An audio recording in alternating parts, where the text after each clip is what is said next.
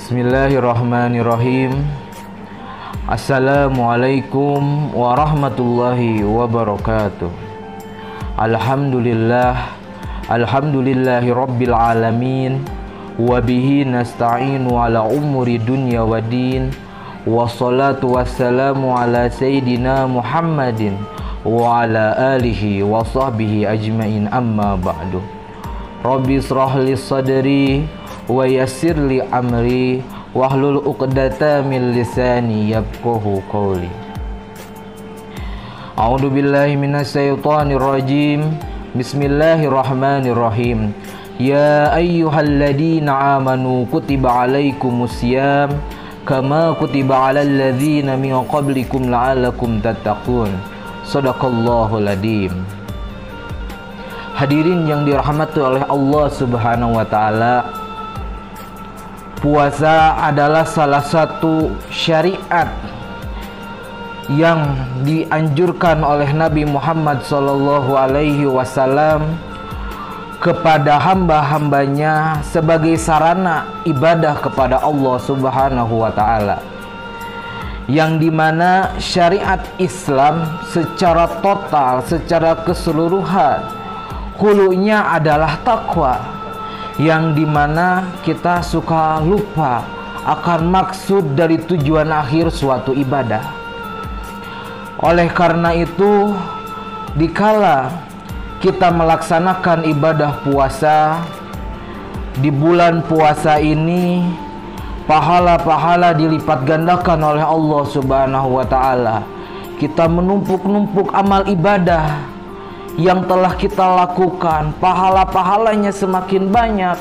Namun kita juga kadang lupa, pahala-pahala tersebut kadang hangus begitu saja, yang tidak terasa oleh kita kehangusannya itu, dikarenakan sesuatu yang kadang kita rasakan hal itu sebagai humor biasa, bukan sesuatu yang luar biasa menjelekkan diri kita.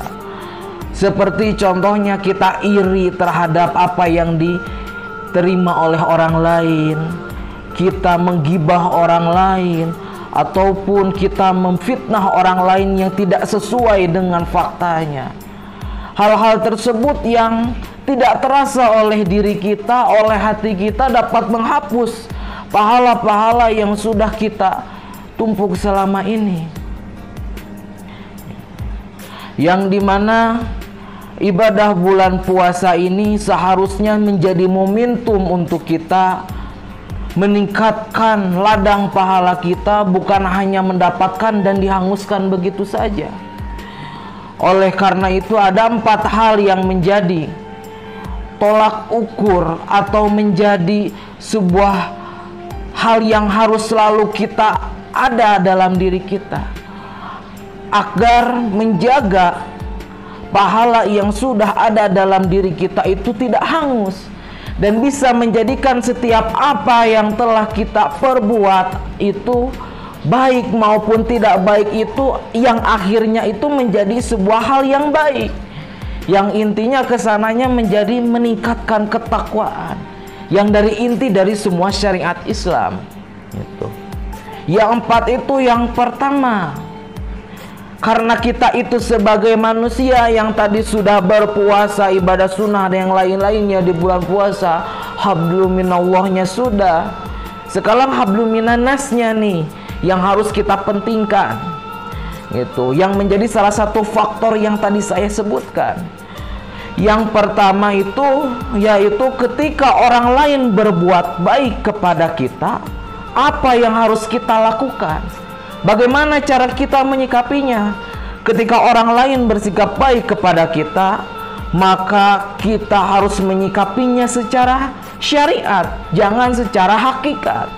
Kalau kita menyikapi kebaikan orang lain dengan hakikat, semua manusia tidak akan ada benarnya, karena semua karena Allah, oleh Allah, gitu. Jadi kebaikan manusia itu dinilai oleh manusianya lagi itu oleh syariat.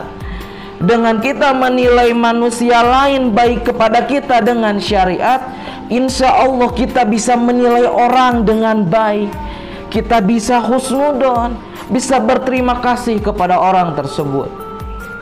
Yang kedua, bagaimana bila kita melakukan sebuah kebaikan kepada orang lain, bagaimana sikap kita, sikap hati kita harus melakukannya, harus seperti apa? Yang mana ketika kita membuat perbuatan baik kepada orang lain, yang harus dijunjungnya itu adalah hakikat. Kenapa tidak syariat? Kalau kita mengedepankan syariat, dikala kita bisa memberi atau berbuat baik kepada orang lain, kesananya akan ada sombong. Beda lagi kalau kita mengadakan Allah, hakikat di dalam hati kita. Kita bisa berbuat baik, memberi kepada orang lain, memberi tajil di pinggir jalan, memberi buka puasa kepada fakir miskin, dilandaskan bahwa ini rezeki yang dihadirkan Allah kepada saya, dan untuk sebagian ada yang berhak menerimanya. Bila seperti itu tidak akan ada sombong, tapi ada rasa terima kasih kepada Allah karena Allah telah memberikan rezeki kepada dirinya. Gitu. Selanjutnya yang ketiga, bagaimana cara menyikapi perbuatan buruk orang lain kepada diri kita.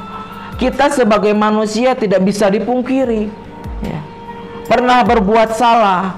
Ada orang lain yang berbuat tidak enak kepada kita. Bagaimana cara menyikapinya? Hakikatkah atau syariat yang diutamakan? Yang diutamakan ketika seperti ini adalah hakikat. Kenapa hakikat? Sebab dengan kita mengutamakan hakikat, kita akan husnudon, tidak akan mudah suuzon. Kalau ketika orang lain berbuat jelek kepada kita, lalu kita secara syariat, berarti kesananya kita akan suuzon terus, tidak mudah berbaik sangka. Tetapi kalau kita dalam perbuatan buruk orang lain mengutamakan hakikat, yang akan timbul adalah husnudon, berbaik sangka. Dan perbuatan buruk pun tidak secara mutlak itu hadir oleh diri seseorang itu. Boleh jadi perbuatan buruk orang lain terhadap kita itu adalah bentuk teguran dari Allah melalui dia untuk kita, karena kita ada sesuatu yang salah. Sehingga manfaatnya untuk kita adalah bisa memperbaiki diri untuk bisa menjadi lebih baik, gitu. Dan kesananya kita akan mudah memaafkan, tidak akan menjadi seseorang yang pendendam, gitu. Jadi yang murah hati seperti itu. Dan yang keempat, yang terakhir, kita sebagai manusia pernah melaksanakan atau kita pernah melakukan hal jelek kepada orang lain, menzalimi orang lain. Apa yang harus diutamakan, hakikat atau syariat? Yang harus diutamakan adalah syariat. Kenapa harus syariat? Kalau kita mengutamakan hakikat ketika kita berbuat jelek kepada orang lain, kita menyalahkan Allah, gitu. Tidak sopan seperti itu, gitu.